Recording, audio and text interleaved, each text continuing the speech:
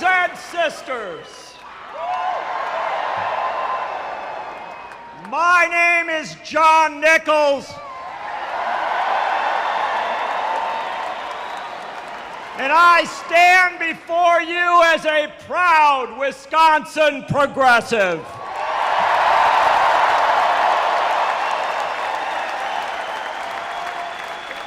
I am here in the tradition of Robert M. La Follette, the Capital Times newspaper, the Progressive magazine, the Wisconsin Idea, and the Wisconsin Uprising of 2011.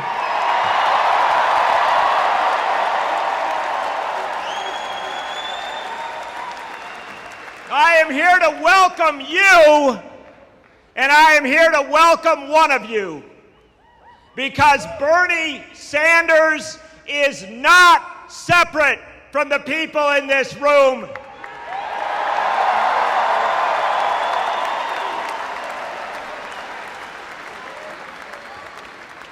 I'm not here to make any endorsements or deliver any grand statements about what you should do in 2016. That's not what the Wisconsin Progressive Movement was ever about. The Wisconsin Progressive Movement was about citizens gathering in church halls and schools and union halls and deciding the issues that mattered for them.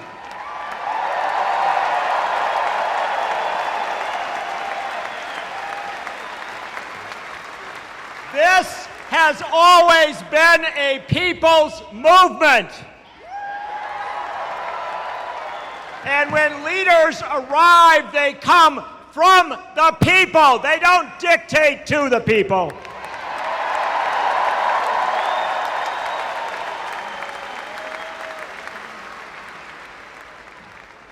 I'm serious when I say I'm not here to tell you what to do. You don't need someone to come up and tell you what to do. You don't need someone to come up and tell you what to think about the presidential race. Senator Bernie Sanders will be here in a moment to make his case.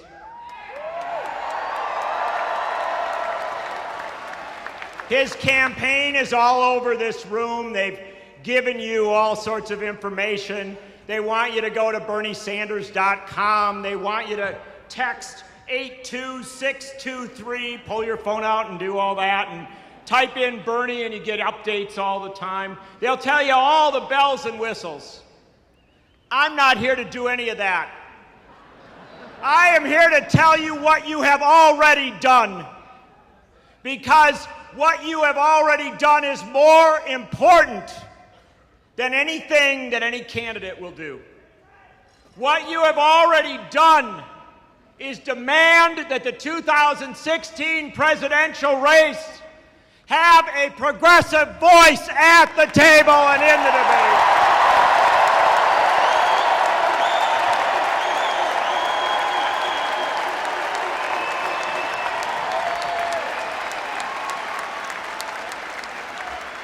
And you demanded that it be someone who came from you, someone who you knew. You demanded that it be someone who has marched with you, someone who has rallied with you, someone who knows Ed Garvey and who has campaigned with Ed Garvey.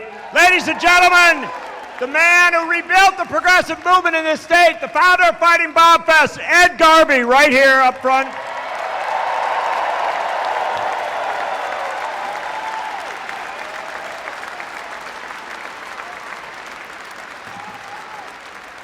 Right in front of him, 2 rows up, the mayor of Madison, Paul Soglin, right here with us tonight.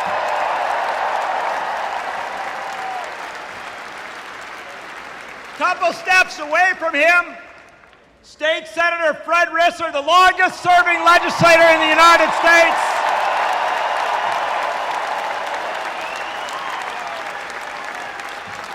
State Representatives Therese Berceau and and Melissa Sargent, and a dozen others I can't even pick out here.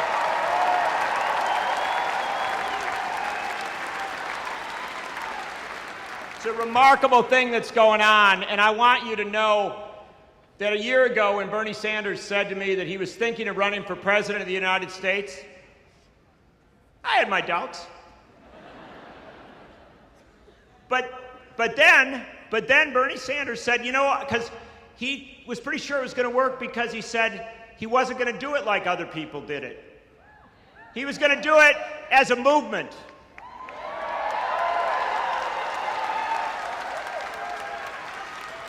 Bernie Sanders didn't make anything. Bernie Sanders is the product of movements that have made everything. People demanded a candidate who would stand up absolutely and unapologetically for organized labor.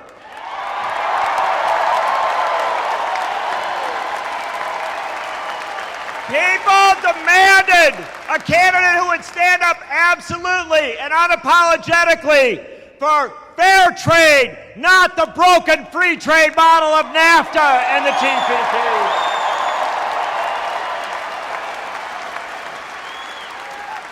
People demanded a candidate who would vote against wars and against the Patriot Act.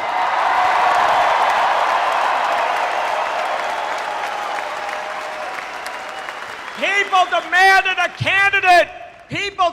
a candidate who would march with Naomi Klein and Bill McKibben to say climate change is the essential issue of our time.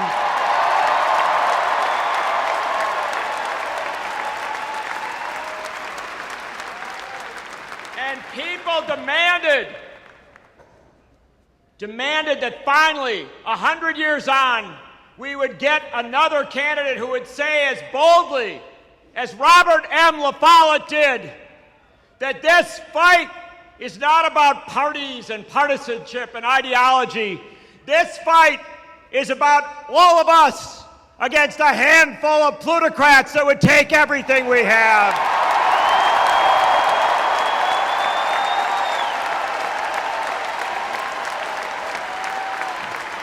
Brothers and sisters, Wisconsin progressives, you demanded a candidate who spoke your language.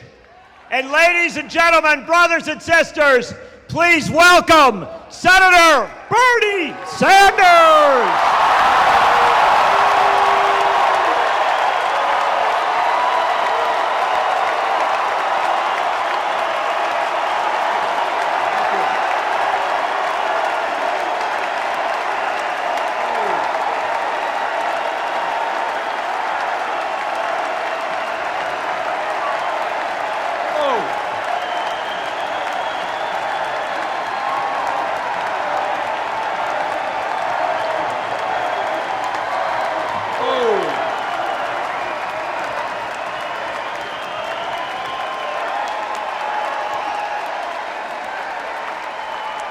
Whoa! In case you haven't noticed, there are a lot of people here.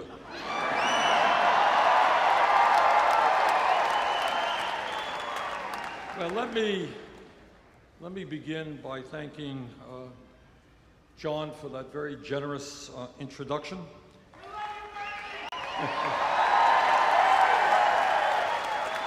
And let me thank my dear friends Ed and Betty Garvey for all the work they've done for Wisconsin and this country for so many years.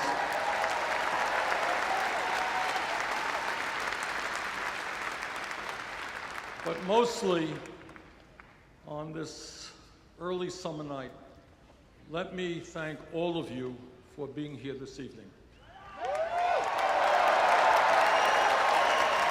Now tonight we have made a little bit of history. You may know that there are some 25 candidates running for President of the United States. But tonight we have more people at a meeting for a candidate for President of the United States than any other candidate has had in 2016. Thank you.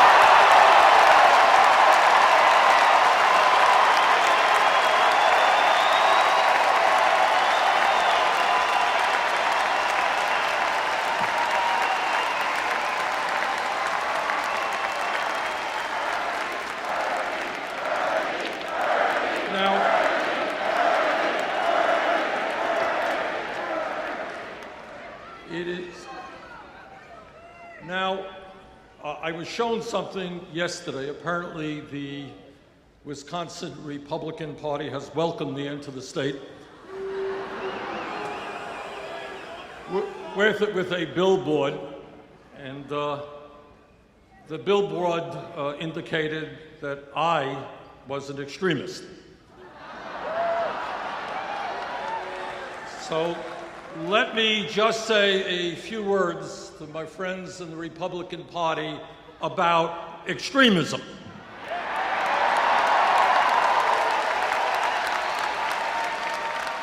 When you deny the right of workers to come together in collective bargaining, that's extremism.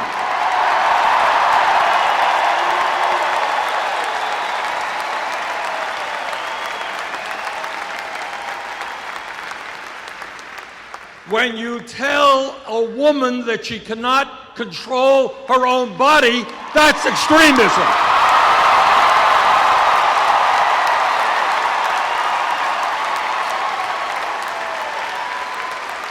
When you think a woman is a child and can't purchase a contraceptive, that is extremism.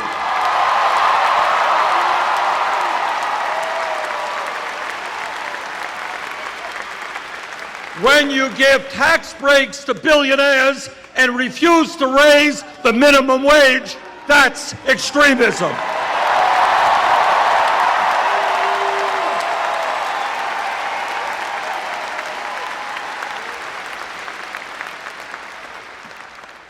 But our views, which represent, in fact, the vast majority of the American people, are a little bit different.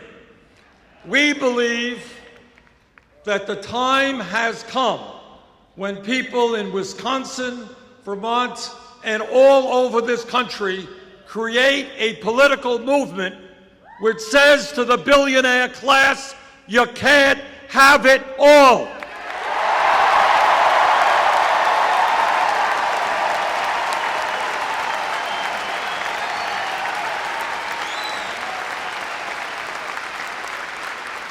And what we are saying to the Koch brothers, Governor Walker, and all of those people is that this great country and our government belong to all of the people and not just a handful of very wealthy people.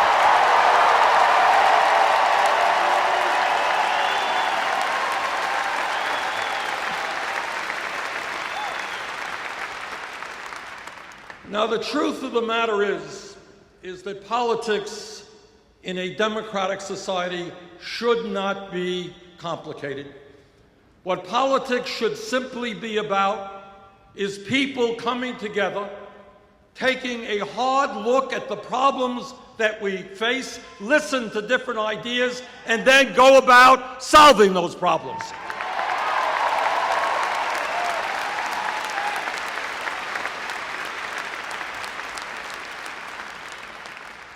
Despite what the media may think, politics is not a baseball game with polls. Politics is not a soap opera. What politics is about in a democratic society is people coming together and improving life for our people.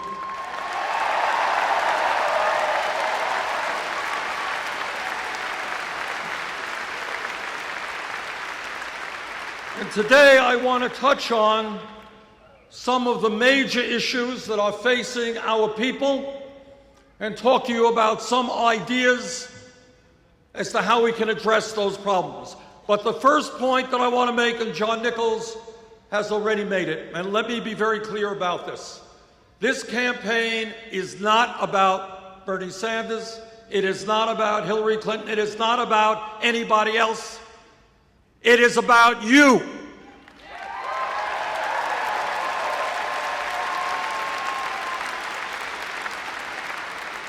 It is about putting together a grassroots movement of millions and millions of people who stand together and make it clear that we need fundamental changes in the economics and politics of this country so the government works for all of us and not a handful of wealthy campaign contributors.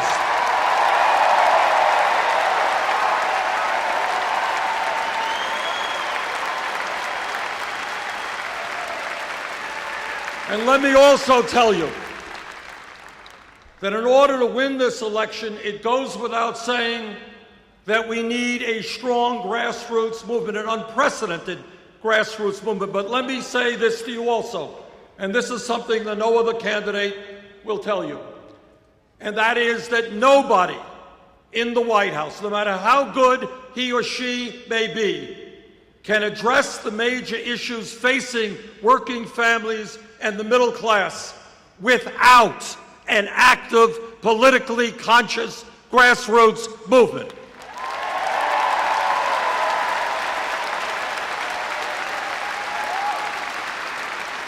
And the reason for that is not complicated. It is that the big money interests, Wall Street, corporate America, all of these guys have so much power that no president can defeat them unless there is an organized grassroots movement making them an offer they can't refuse.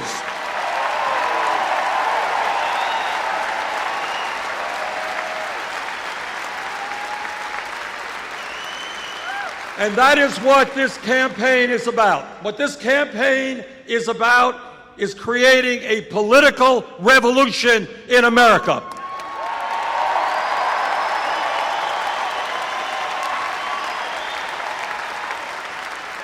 A revolution which takes on the greed of Wall Street and corporate America.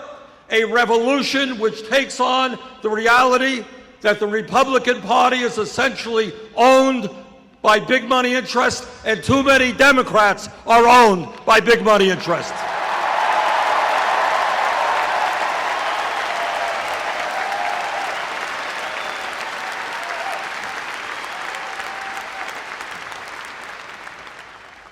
Today, we live, hard to believe, many people don't sense it, we live in the wealthiest nation in the history of the world.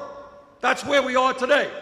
But most people in this country don't sense that, don't feel that, because almost all of the wealth is being held in the hands of a very few. America today has more income and wealth inequality than any other major country on earth, and the gap between the very, very rich and everyone else is wider in America today than it has been since 1928. The issue of wealth and income inequality, to my mind, is the great moral issue of our time. It is the great economic issue of our time. And it is the great political issue of our time.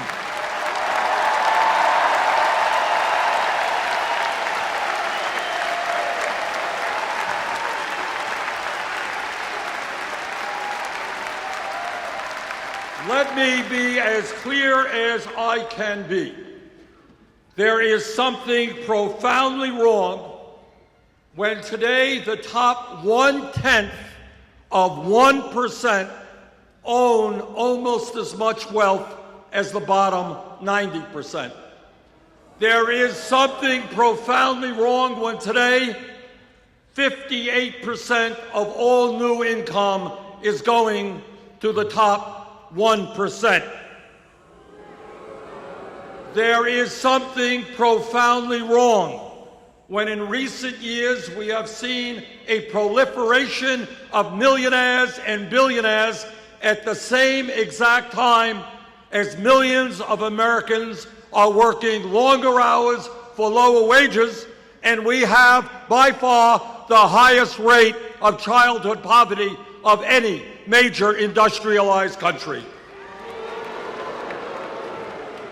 There is something profoundly wrong when one family, the Walton family of Walmart, owns more wealth than the bottom 130 million Americans. This grotesque level of inequality is immoral, it is bad economics, it is unsustainable, and it is not what the United States of America is supposed to be about.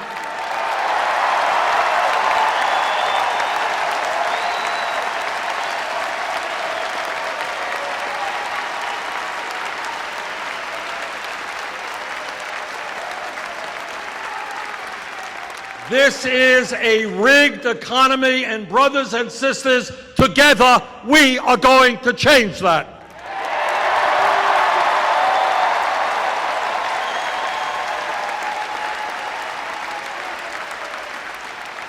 This campaign is sending a message loud and clear to the billionaire class, and that is, you can't get tax breaks when children in America go hungry.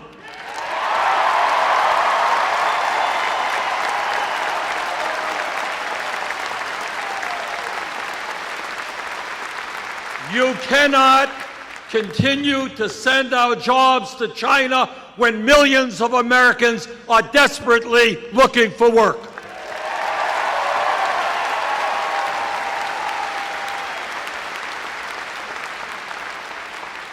You can't hide your profits in the Cayman Islands and in other tax havens while we have so many unmet needs in America. You're going to have to start paying.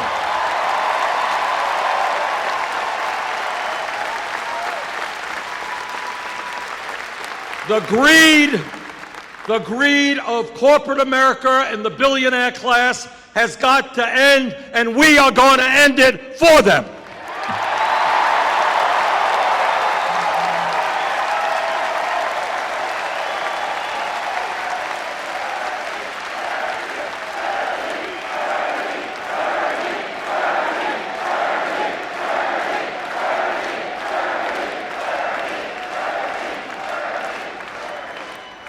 But the issue of our economy is not just income and wealth inequality. The issue of what's going on in our economy deals with the tragic reality that for the last 40 years, the great middle class of America, once the envy of the entire world, has been disappearing, despite exploding technology, so that every worker in America is significantly more productive than those who came before. Median family income is almost $5,000 less today than it was in 1999. In my state of Vermont, and I'm sure that it is true here in Wisconsin, we have workers not working at one job, not working at two jobs, but sometimes working at 3 or 4 jobs at abysmally low wages in order to cobble together an income and some health care. That is not the American economy that we will accept.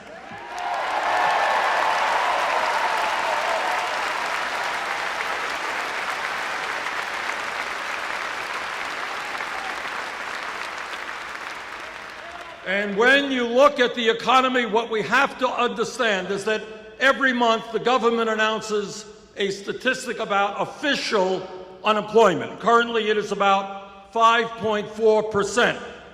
But if you look at another government statistic, which includes those people who have given up looking for work And those people, those millions of people who are working part-time when they want to work full-time, real unemployment today is close to 11%. That is unacceptable.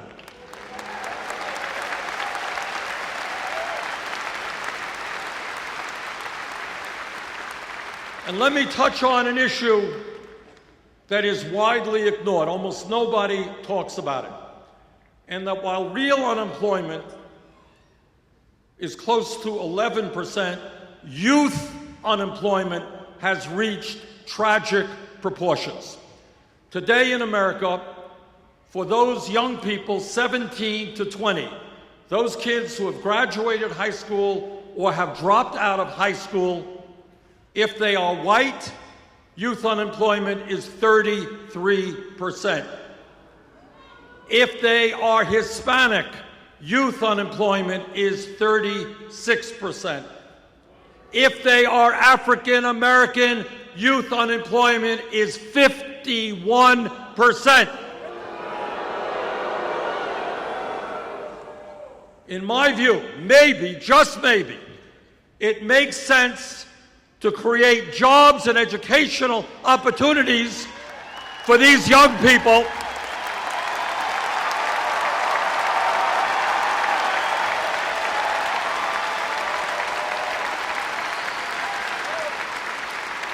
Maybe we should create jobs and educational opportunities rather than more and more incarceration and more jails.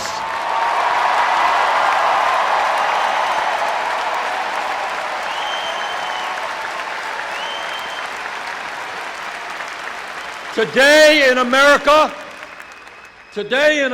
shamefully, we have more people in jail than any other country on earth.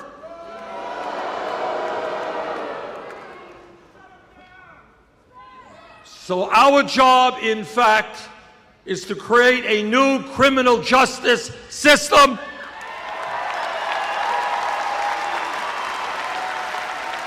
Our job is police department reform.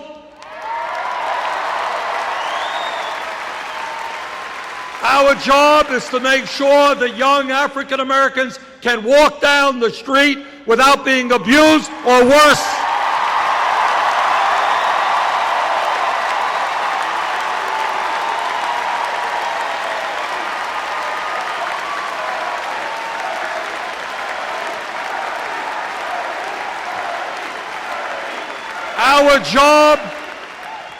Our job is to have the best educated population in the world, not the country with the most people in jail.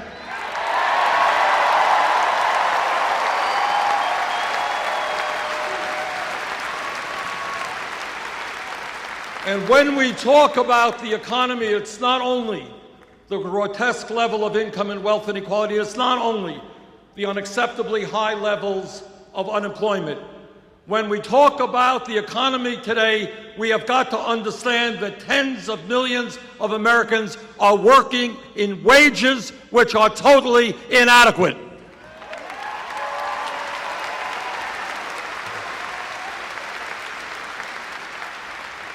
Now, I know that Governor Walker may disagree.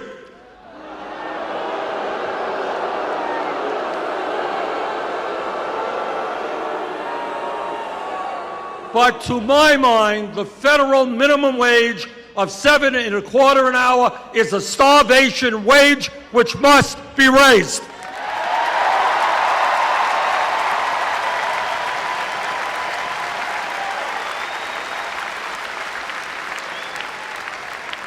The minimum wage must become a living wage, which means $15 an hour over the next few years.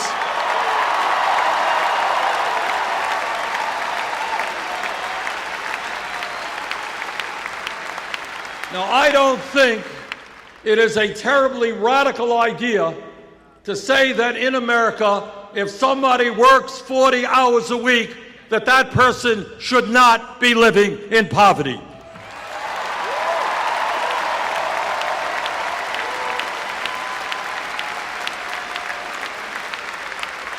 And brothers and sisters, A living wage should not only be fair, it should be equitable. There is no excuse for women making 78 cents on the dollar compared to men.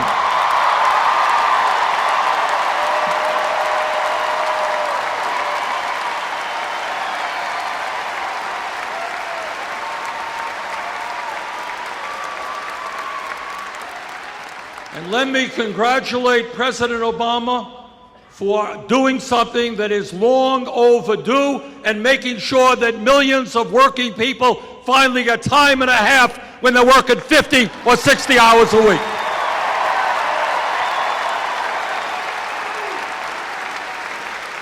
That's an issue that many of us have been working on, and I'm glad the president came through. Now, some of you may know, many of our Republican friends are very deeply concerned about family values. They love families. And their view of family values is that women should not be able to control their own bodies. Their view of family values is that women should not be able to purchase the contraceptives they need. You know, when I say these things, it really is hard to believe. Can you imagine? And their view of family values is that gay people should not be able to get married. Now that is their view, their warped view of family values. Let me give you another view of family values. I have 4 kids. I got 7 beautiful grandchildren. My wife is here. We've been married for 27 years.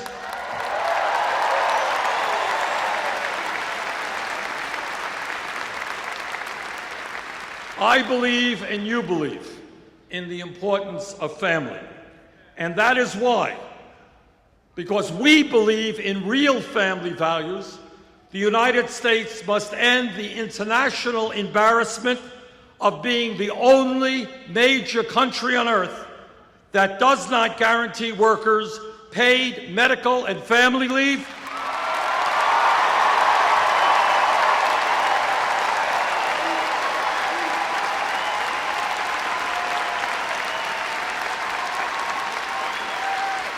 that does not guarantee workers paid sick time or paid vacation time.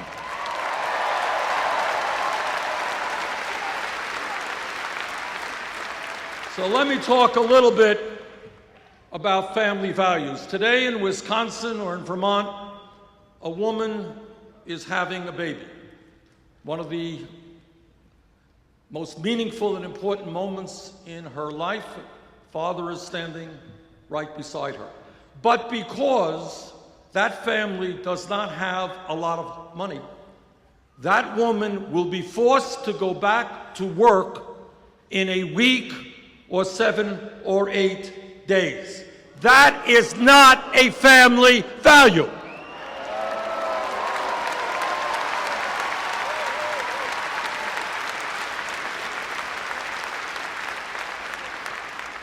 In every other major country, women, regardless of their incomes, and the father as well, are able to stay home with their baby, get to know their baby in the most important moments of their baby's life.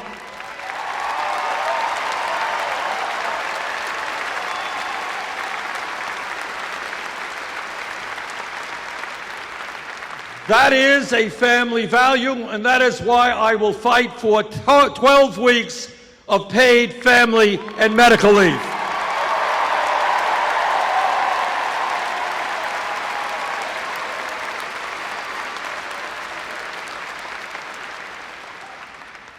Let me touch on another issue that is almost never talked about at all, but it is an issue of enormous consequence. And that is, as a result of the collapse of the American middle class, what we are seeing is people in our country working incredibly long hours. Incredibly long. I go around the country and I look in the eyes of people. They are tired, they're exhausted, they are stressed out because they are working and working and working. I'll tell you briefly a story. A couple of years ago, outside a grocery store in Burlington, Vermont, I met a woman. And she came up to me and she said, you know, Bernie, my husband and I have one kid, but we would like to have more kids. But I'm working 3 jobs, he's working 2 jobs, and we do not believe that we can be the parents we should be. So we're putting off having more kids. That story is being told all over America. Today, the American people are working longer hours than the people of any other major country on earth. The Japanese are very hardworking people. We work 137 hours a year more than the Japanese. We work 260 more hours a year than the British, and we work almost 500 hours a year more than our good friends in France. What can we say about the French? Now here's the point, and I say this in order to put where we are today in a broader context. When we were kids in school and we read history textbooks, we saw pictures in those books of workers out on the streets demonstrating 100 years ago, 1910, 1912, 1914. And those workers held up these big banners and the signs. And you know what those signs said? They said, we want a 40-hour work week. What they said is, we are not beasts of burden. We want time with our families. We want time for education. We need time for leisure. That was 100 years ago. Today, unbelievably, 85% of working men and 66% of working women work more than 40 hours a week. 100 years have come and gone, and we have lost ground. Now, at the very least, what the United States must do, and I will do as president, is to make sure that every family in this country gets at least 2 weeks off of paid vacation.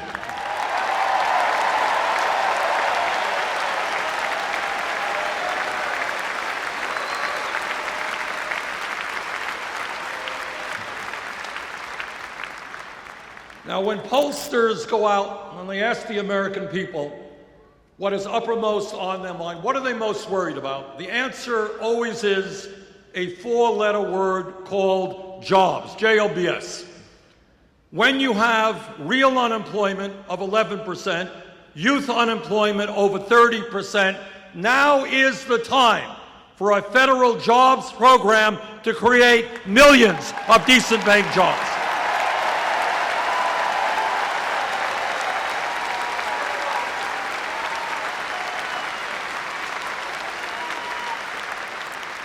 In virtually every state in this country, our infrastructure, our roads, our bridges, water systems, wastewater plants, our rail system, our levees, and our dams need an enormous amount of work. Now is the time to invest in rebuilding our crumbling infrastructure. A $1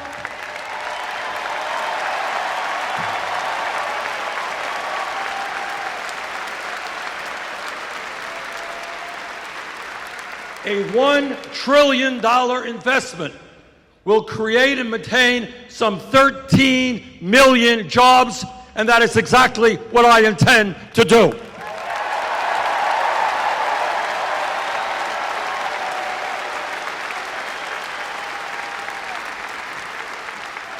But when we talk about jobs, it's not just the need to create millions of decent paying jobs. It is the necessity to end job loss as a result of disastrous trade policies.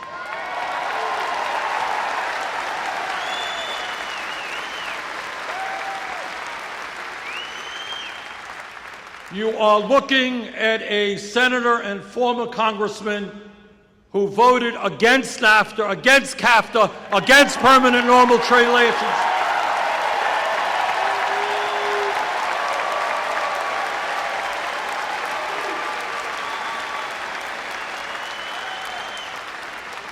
And I will do everything that I can to defeat this disastrous TPP.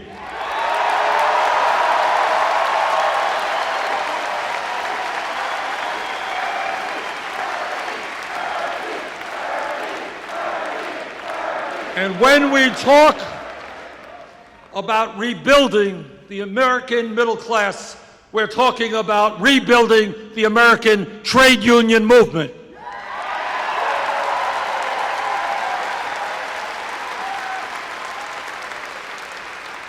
There are millions of workers who would like to join unions today but are unable to do so because of illegal actions on the part of their employers.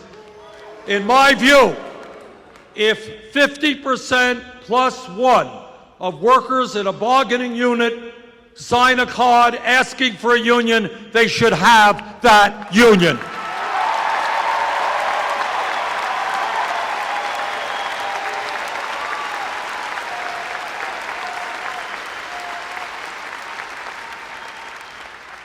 And when we talk about greed, when we talk about recklessness, when we talk about illegal behavior, these are just another word, another phrase to describe Wall Street. In my view, and this is a hugely important issue for the future of our economy, it is time to break up the largest financial institutions in this country.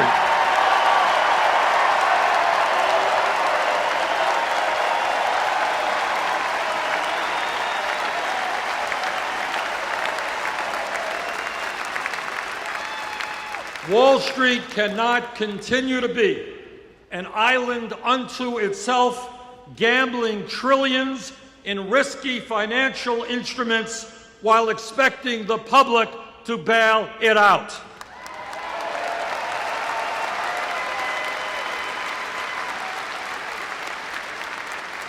In my view, and we've introduced legislation to deal with this, if a bank is too big to fail, it is too big to exist.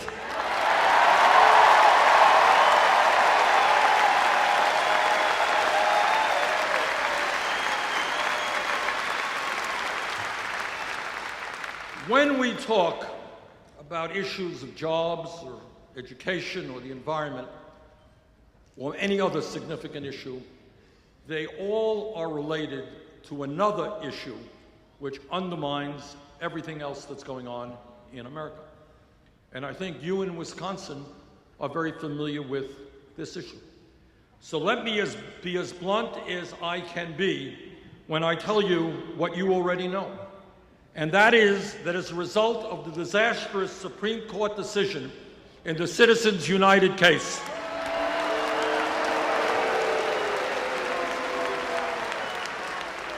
the American political system has been totally corrupted, and the foundations of American democracy are being undermined.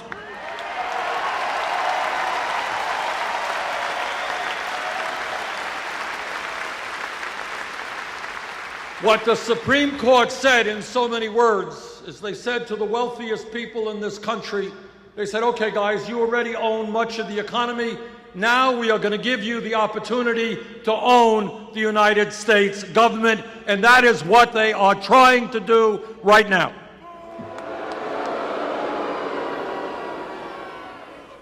Let me be as clear as I can be, and that is that as President of the United States, I will not nominate any justice to the Supreme Court who has not made it crystal clear that he or she will vote and work to overturn this disastrous Citizens United decision.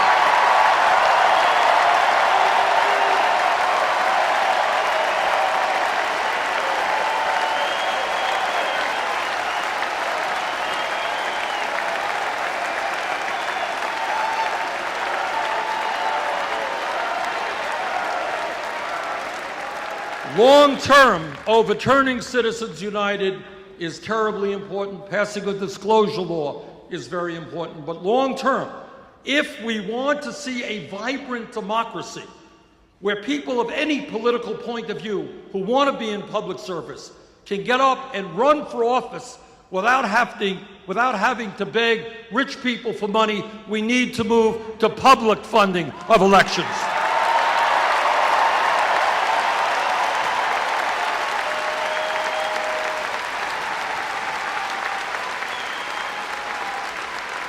Let me give you an example.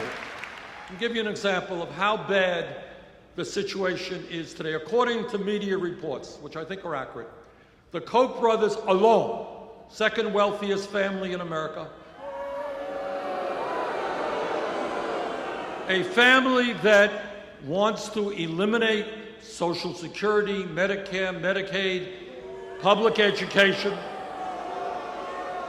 and virtually every piece of legislation passed since the 1930s which protect working families. This one family will be spending in this election cycle close to $1 billion.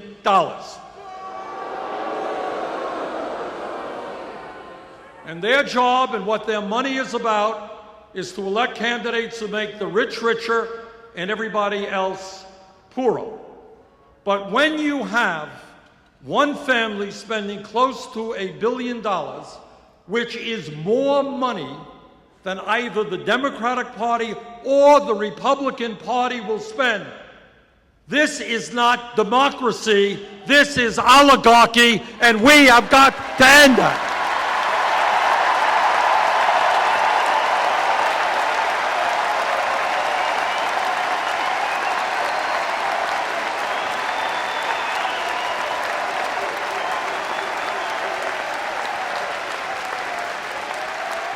Let me also be clear that American democracy means one person, one vote. American democracy means that we try to have the highest voter turnout in the world. American democracy does not mean voter suppression or the gerrymandering of districts.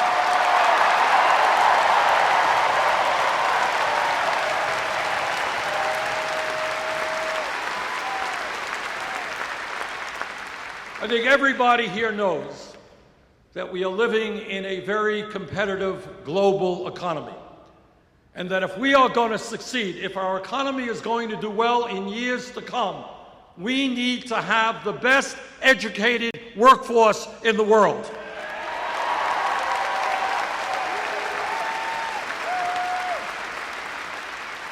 To my mind, it is basically insane, and I use that word advisedly, and counterproductive to the future of this country when we have today hundreds of thousands of bright, young, qualified people who want to get a higher education, they want to go to college, but they are locked out because their families don't have enough money.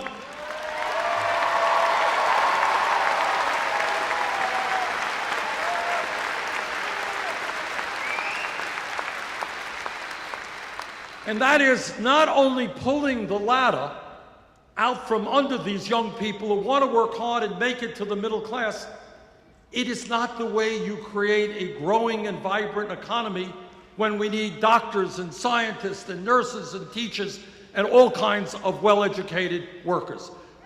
But the issue goes beyond the high cost of college and people not being able to get into college. Today, we have a situation where we have millions of young and not so young people who are shouldering horrendous college debt decade after decade.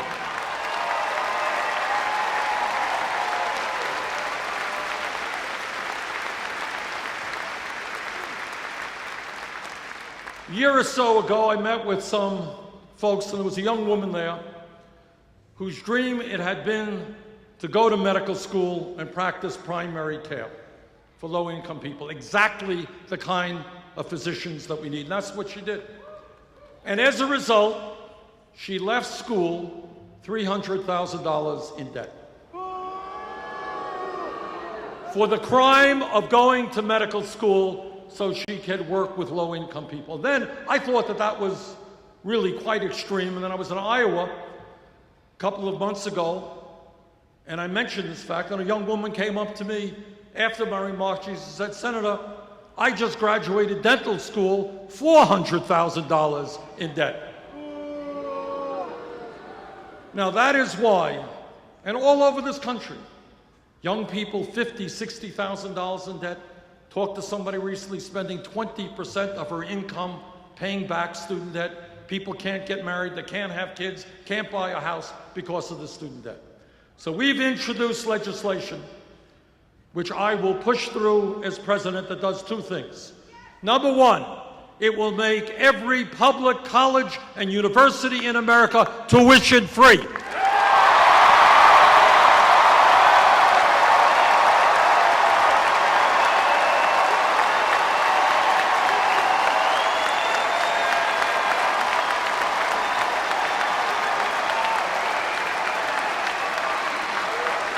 And I want you to know the importance of that concept is not just for kids in the 11th or 12th grade who want to go to college. The importance of that concept is that it will resonate with kids in the 5th grade and the 6th grade. Right now, all over America, there are young kids who may not know it intellectually, but they know it emotionally. Their parents didn't go to college. The kids in their neighborhood don't go to college. Why should they study hard? Why should they do their homework if they're not going to be able to get a higher education or make it into the middle class? That's wrong.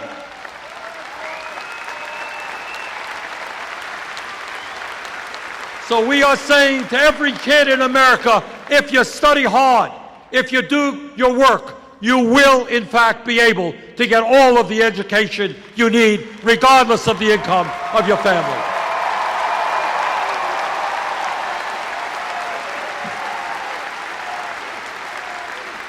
And when we talk about student debt, it is absolutely unconscionable that we have folks today who are paying interest rates of 8, 9, 10% on student debt, which they are stuck with for decades, yet they can go out and refinance their home for 2 or 3%.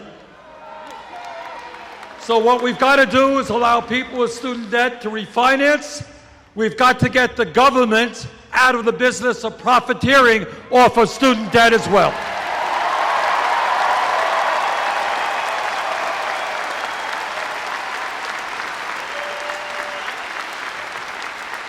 And when we do that, we can cut student interest rates by more than half.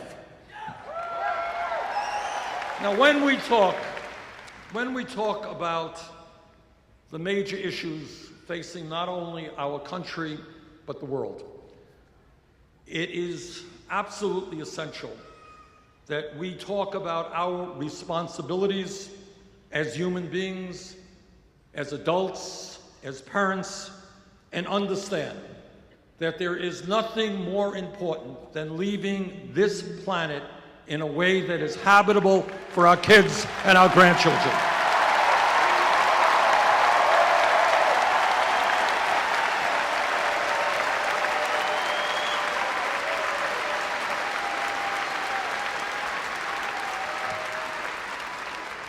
The debate is over. The scientific community has spoken in a virtually unanimous voice. Climate change is real. Climate change is caused by human activity, and it is already causing devastating problems all over our country and all over the world.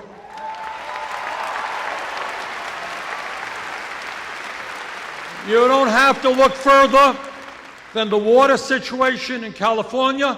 You don't have to look further than what's going on in Pakistan, where people are dying from an unprecedented heat wave. The scientists are telling us loudly and clearly that if we do not boldly transform our energy system away from fossil fuels and into energy efficiency and sustainable energy, this planet will see a temperature rise of between 5 and 10 degrees centigrade with extraordinary negative consequences. What that means is more drought, more floods, more extreme weather disturbances, more acidification of the ocean, more rising sea levels. And what the CIA and Department of Defense tell us is that when people around the world don't have food because the land that they are working on is no longer arable, when they do not have enough water, this causes international security issues where people fight each other for limited natural resources. As a nation, we can. As a nation, we must lead the entire world in transforming our energy system away from fossil fuel.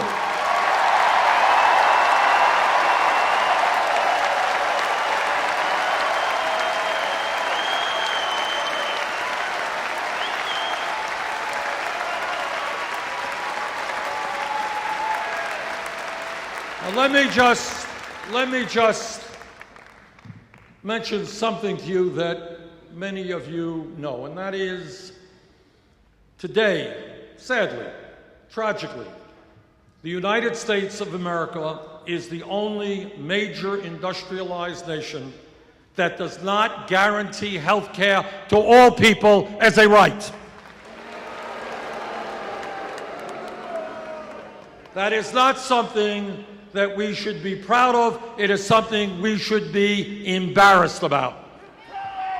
Despite the gains of the Affordable Care Act, 35 million Americans continue to lack health insurance, and many more are underinsured with high deductibles and high co-payments. Yet, despite all of that, we continue to spend almost twice as much per capita on health care as do the people of any other nation. In my view, this country must make two fundamental decisions with regard to health care. Number one, in America, health care must be a right for all of our people.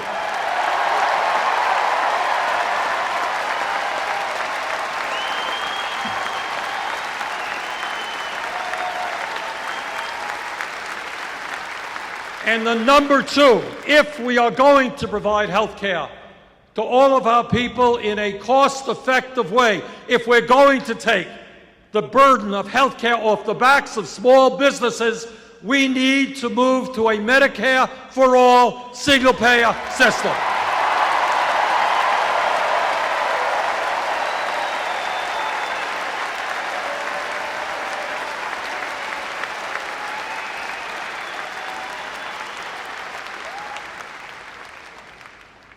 All of you who are here this evening, I think, have an understanding about how real change takes place in our country and has historically taken place.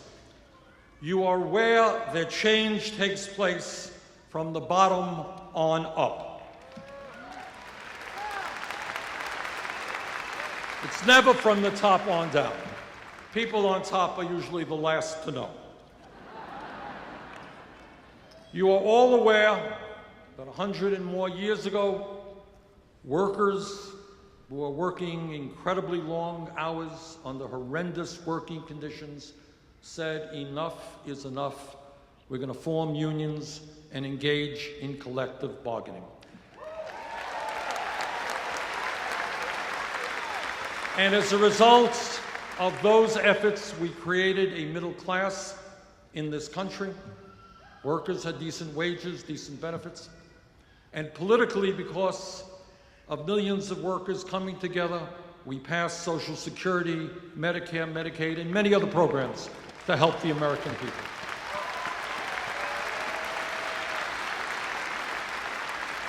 Because people came together. All of you are aware of the tragic history of racism in America. But for a very long time, African Americans and their white allies came together, and they struggled, and they stood up for justice, and they stood up to lynching, and they stood up to segregation, and they stood up to a situation where African Americans couldn't even vote in America.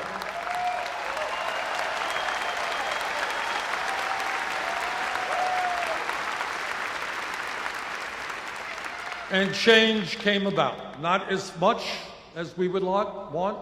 We know that we still have racism in America, but as a nation, we should be proud of the fact that in 2008, we elected the first African American to be President of the United States. No small thing.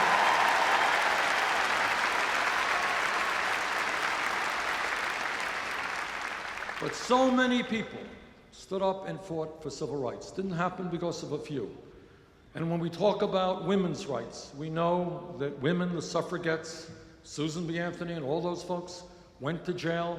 Some of them died, and they said women in America and around the world will not be second-class citizens.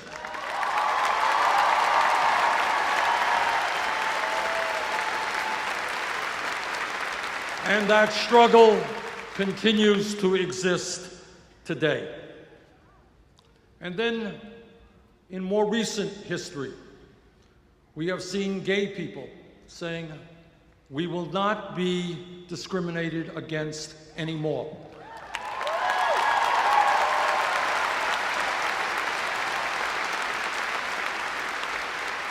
And a huge change swept the country, huge change in consciousness, and said that we are going to treat all of our people with respect and dignity, no matter what their sexual orientation may be.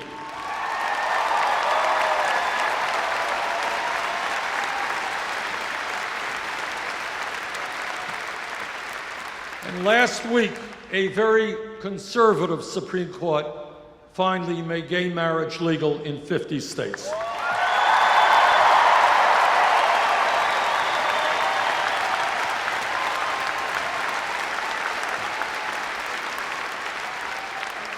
So as a nation, we have a right to be very proud of the successes that we have seen because of the struggles of millions of people to create a less discriminatory society. That's something we should be proud of. Right, we deserve a hand for that.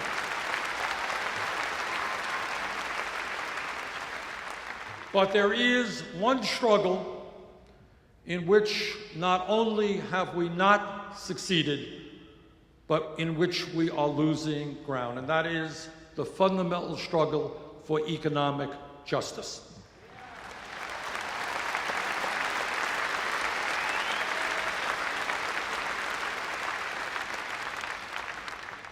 I am, in the Senate, the ranking member of the Budget Committee, which means that I am the Democratic leader on that committee. And I want to give you an example.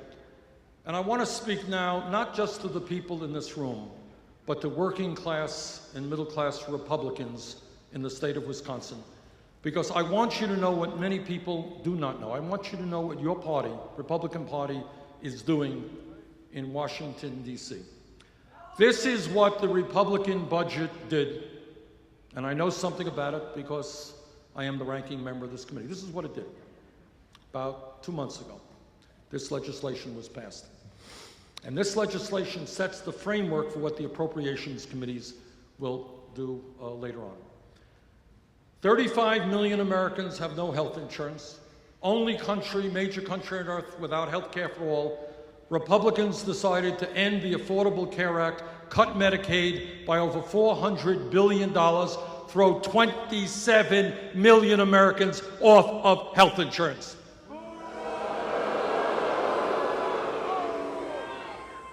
At a time when the middle class is struggling to send their kids to college, Republican budget over a 10-year period cut $90 billion from the Pell Grant program.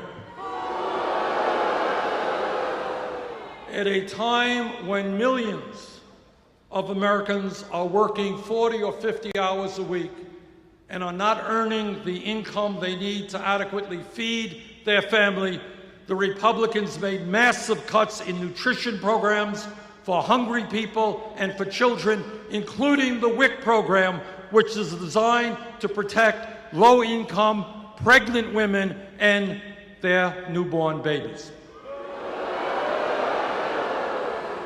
And then, after making massive cuts in healthcare, education, nutrition, and many, many other programs that working families depend upon, the Republicans decided to give over $200 billion in tax breaks to the top 0.2%.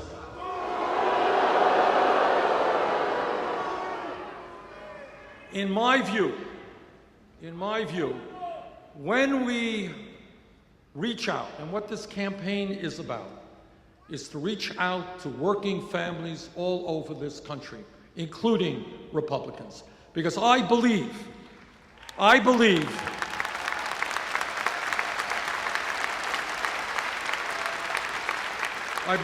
that the Koch brothers and the Republican leadership in Washington has gotten away with murder for too many years. What they have done is try to divide our country up. Black versus white, native-born versus immigrant, gay versus straight. And what they have done is try to divide us. Our job is to bring people together around a progressive agenda that works for all of us.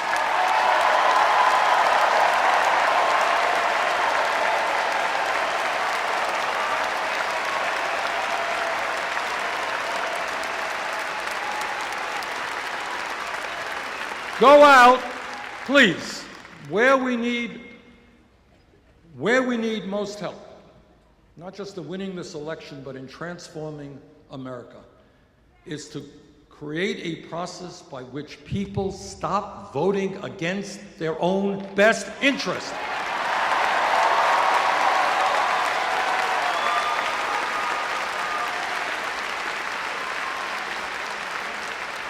Ask your Republican friends at work if they really think it makes sense to vote for people who are going to send their jobs abroad. Vote for people who will not raise the minimum wage. Vote for people who take health care away from their own children. And when we are successful in bringing our people, middle-class working people together, we will transform America.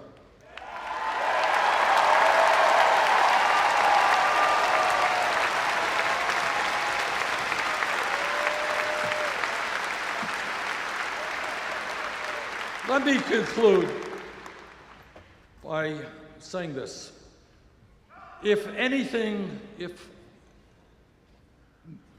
What I would like to ask of you is please think big, not small. In Washington, the debate is often about whether we cut education by 2% or 6%, whether we throw this many people off of health care or that many, whether we give corporations this much of a tax break or that much of a tax break. That's not the worldview that we should have. Our vision should be that in the wealthiest country in the history of the world, there is nothing that we cannot accomplish.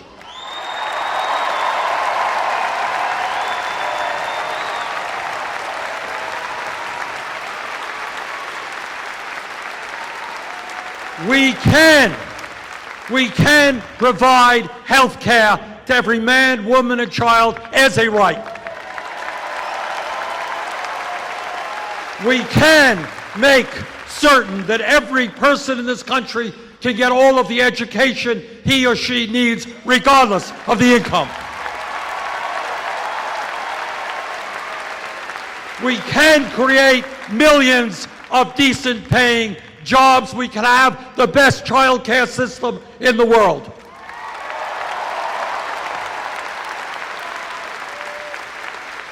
In the last 30 years, there has been a huge redistribution of wealth from the middle class and working families to the top 0.1%. Our job is to reverse that, redistribute wealth back into the hands of working families.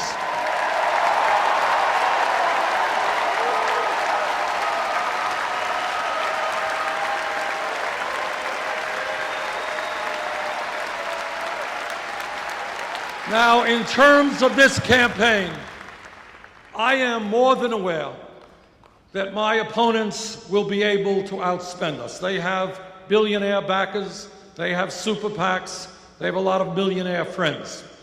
But we are going to win this election. We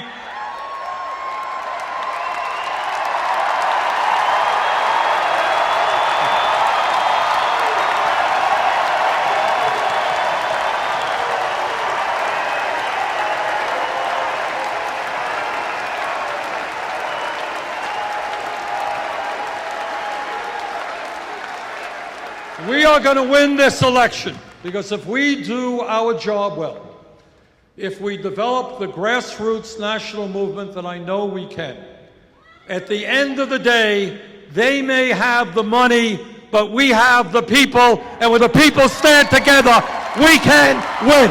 Thank you all very much.